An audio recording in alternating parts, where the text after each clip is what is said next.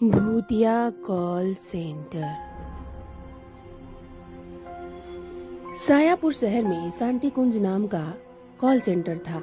इस call centre में शहर के कई युवक और युवतियां, सफाई कर्मचारी, अन्य कर्मचारी काम करते थे। इस कॉल सेंटर में बहुत सारी प्रोसेस थी, जैसे कि मोबाइल के प्रश्नों के उत्तर के लिए, ऑनलाइन फूड ऑर्डर के बारे में प्रश्नों के उत्तर के लिए, सिम कार्ड संबंधित जानकारी और प्रश्नों, बैंकिंग सेवाओं से संबंधित जानकारी के लिए प्रश्नों के लिए आदि। युवक युवतियां सुबह 6 से शाम को 8 बजे के बीच काम करते थे। इस कॉल सेंटर में सबकी अलग अलग शिफ्ट थी। किसी की 6 से 9, किसी की 8 से 5, किसी की 1 से 6, इस तरह से करके अलग अलग शिफ्ट थी। सबसे लास्ट जो शिफ्ट थी वो थी 10 से 7 की। उसके बाद कोई भी काम नहीं कर सकता था। अगर किसी का काम अधूरा रह गया हो तो वह कल सुबह जल्दी आकर काम खत्म कर लेता, लेकिन रात को रुकते नहीं। शाम को 7 बजे के बाद इस कॉल सेंटर के नाम की तरह चारों ओर शांति का वातावरण छा जाता। यह शांति के वातावरण के साथ ही यहाँ पर कुछ प्रेत आत्माएं रात को आवाज करती और भय का माहौल फैलाती, ऐसा आसपास के लोगों का कहना था। कुछ लोगों तो यह भी कहते थे कि उनका घर कॉल सेंटर से थोड़ी दूरी पर है। फिर भी रात को किसी के रोने की, हंसने की आवाजें पूरी रात सुनाई देती हैं। ये आवाजें सुबह 4 से 5 बजे तक चलती हैं। कॉल सेंटर के कुछ कर्मचारी तो शाम के 6 बजे से ही डरने लगते हैं और ठीक 7 बजे सारा कॉल सेंटर खाली हो जाता है। यहाँ तक कि सिक्योरिटी गार्ड भी रात को नहीं रुकते थे। उनकी ड्यूटी सुबह से शाम तक की होती थी। रात की शिफ्ट न होने के कारण इस कॉल सेंटर को काफी नुकसान होने लगा। काम लगातार बढ़ने लगा और नौबत यहाँ तक आ गई कि इस कॉल सेंटर के मालिक ने अपना बिजनेस बेचकर किसी और व्यक्ति को दे दिया। उस व्यक्ति का नाम था मनोज कुमार। मनोज कुमार को पुराने मालिक, पुराने स्टाफ ने बताया था कि वह रात की शिफ्ट ना रखे, लेकिन मनोज कुमार ने उनकी एक नहीं सुनी। मनोज कुमार भूत प्रेत पर विश्वास नहीं करते थे। उन्होंने कुछ कर्मचारियों और युवकों को रात की शिफ्ट में काम करने के लिए दुगनी तनख्वाह देने का वादा किया। दुगनी तनख्वाह की लालच में कुछ कर्मचारी और युवक काम करने के लिए मान गए। अगले दिन शाम को जब रात की शिफ्ट चालू हुई तब कुछ लोगों को डर लगने लगा, लेकिन दुगनी तनख्वाह के उत्साह में सब काम में जुड़ गए। रात के ठीक 12 बज चुके थे।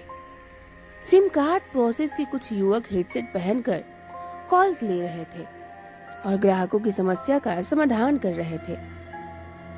रात में कॉल्स लेते लेते एक युवक को भूख लग गई।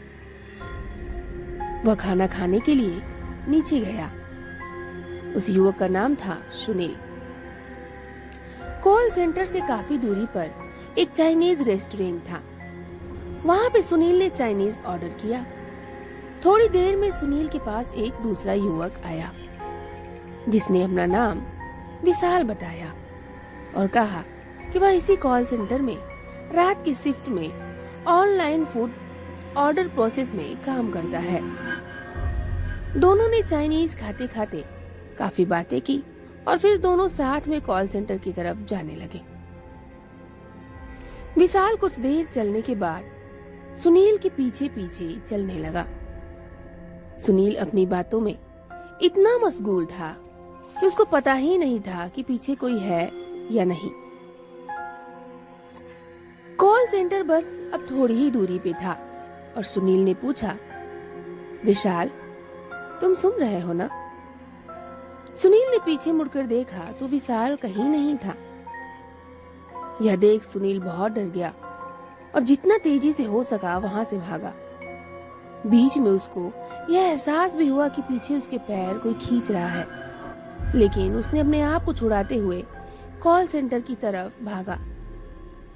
बस वो कॉल सेंटर पहुंचने ही वाला था कि तुरंत उसने अपनी नजरों के सामने एक भयानक चेहरा देखा और उसको देखकर वह बेहोश हो गया। रात को सभी सिक्योरिटी स्टाफ डर के मारे सो गए थे, इसलिए किसी ने सुनील को नहीं देखा था। अगले दिन सुबह कुछ कर्मचारियों ने सुनील को जगाया और बेहोश होने का कारण पूछा। सुनील ने रात की सारी बातें उनको बताई।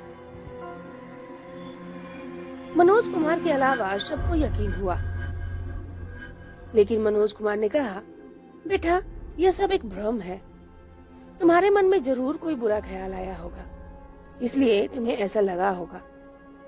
रात की यह घटना के बाद सुनील की तबीयत इतनी खराब हो गई कि उसको अस्पताल में भर्ती कराना पड़ा। उसके दूसरे दिन फिर कुछ ऐसा ही डरावना होने वाला था।